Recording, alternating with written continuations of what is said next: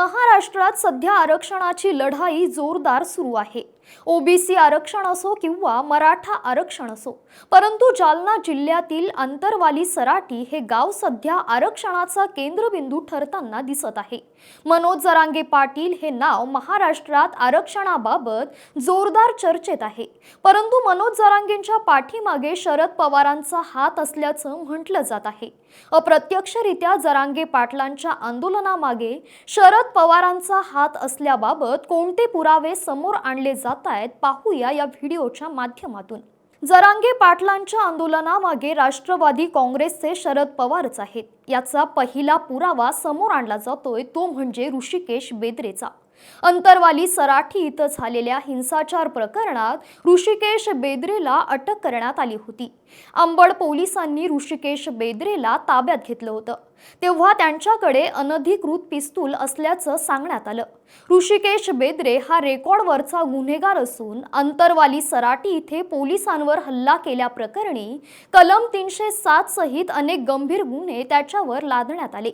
ऋषिकेश बेदरे रेकॉर्डवरचा गुन्हेगार असल्याची माहिती देखील पोलिसांकडून देण्यात आली आहे। त्यानंतर ऋषिकेश बेदरेचा राजेश टोपे आणि शरद पवार यांच्या सोबतचा फोटो नितेश राणे यांनी ट्विट केला। हा फोटो ट्विट करत 1 सप्टेंबरला पोलिसांवर दगडफेक, 3 सप्टेंबरला शरद पवारांसोबत भेट असं ट्विट करत महाराष्ट्र अशांत कोण करतंय असा आरोप करत शरद पवारांची भूमिका या संपूर्ण घडामोडींमागे असल्याचं आरोप करण्यात आले। त्यानंतर राजेश टोपेंनी आपले आणि ऋषिकेश बेदरेचे संबंध नाही असे सांगितले। मात्र ऋषिकेश बेदरेच्या सोशल मीडिया अकाउंटवरून तो राष्ट्रवादीच्या शरद पवार गटाचा पदाधिकारी आहे असं दिसतं। यासोबतच अंतरवाली सराठी इथल्या घटनेनंतर त्याचा आणि शरद पवारांचा फोटो असल्याचं देखील सांगण्यात येते। अर्थात अंतरवाली सराठी इथं पोलिसांवर हल्ला करणारा प्रमुख आरोपी त्या घटनेनंतर आलेले शरद पवार यांच्या सोबतचे फोटो या गोष्टी पवारांवर आरोप करण्यासाठी पुरेशा ठरल्या। जरांगे पाटील यांच्या आंदोलनामागे शरद पवारच आहेत याचा दुसरा पुरावा समोर आणला जातोय तो म्हणजे मागासवर्गीय आयोगाच्या अध्यक्षांचा राजीनामा। मागासवर्गीय आयोगाचा राजीनामा देऊन मागासवर्गीय आयोगाच्या अध्यक्षांनी सगळ्यात पहिली भेट कोणाची घेतली? त्यांनी राष्ट्रवादीचे काँग्रेसचे अध्यक्ष शरद पवार यांची भेट घेतली, कारण त्यांची नियुक्ती राष्ट्रवादी काँग्रेस पक्षाने केली होती असा आरोप उपमुख्यमंत्री देवेंद्र फडणवीस यांनी केला। नुकताच मागासवर्गीय आयोगाचे अध्यक्ष असणाऱ्या आनंद निरगुडे यांनी आपल्या पदाचा राजीनामा दिला। यापूर्वी राज्य मागासवर्गीय आयोगाच्या इतर काही सदस्यांनी सुद्धा राजीनामे दिलेले आहेत। यातले अनेक सदस्य कोणत्या ना कोणत्या पक्षाशी संबंधित होते। विशेषतः त्यांची नियुक्ती ही राज्यामध्ये महाविकास आघाडीचे सरकार स्थापन झाल्यानंतर करण्यात आली। यामध्ये विशेषतः आनंद निरगुडे आणि शरद पवार यांची जवळीक आहे ही उघड गोष्ट आहे।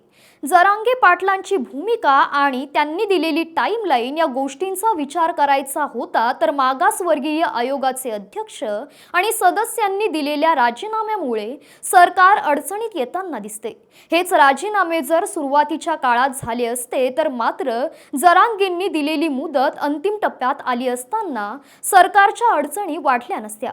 आता मात्र या राजीनामा सरकारला कायदेशीर पातळ्यांवर अडचणी येऊ शकतात। अर्थात आयोगाचे सदस्य विशेषतः अध्यक्षांचा राजीनामा आणि शरद पवार यांच्या सोबतचे असणारे संबंध या गोष्टी पवारांचा हस्तक्षेप असण्याचा संशय निर्माण करणाऱ्या ठरतात। जरांगे यांच्या आंदोलनामागे शरद पवारच आहेत यासाठी तिसरा पुरावा समोर आणला जातोय तो म्हणजे जरांगेंची राजकीय भूमिका। जरांगे पाटलांच्या आंदोलनस्थळी सगळ्यात पहिले शरद पवार आले होते, तेव्हा पवारांसोबत साहेबांची ऊर्जा काय कमाल आहे असं विधान जरांगे पाटलांनी केलं।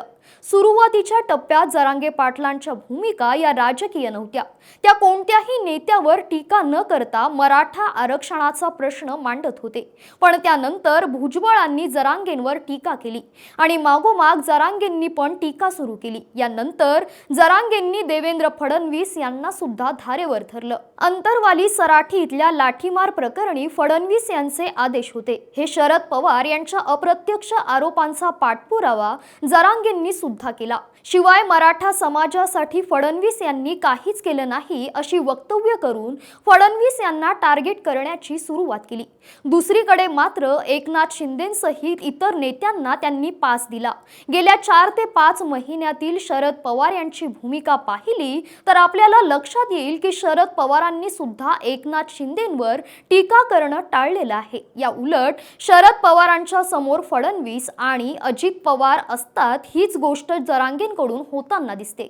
ते सुद्धा फडणवीस आणि अजित पवार यांना लक्ष करताना एकनाथ शिंदेंना मात्र पास देताना दिसतात। अर्थात ही राजकीय टीका देखील शरद पवारांचा जरांगे यांच्या मागे हात असण्याच्या दिशेने बोट दाखवते। जरांगे पाटलांच्या आंदोलनामागे पवारच आहेत यासाठी चौथा पुरावा समोर आणला जातोय तो म्हणजे पवारांच्या राजकीय खेळीचा।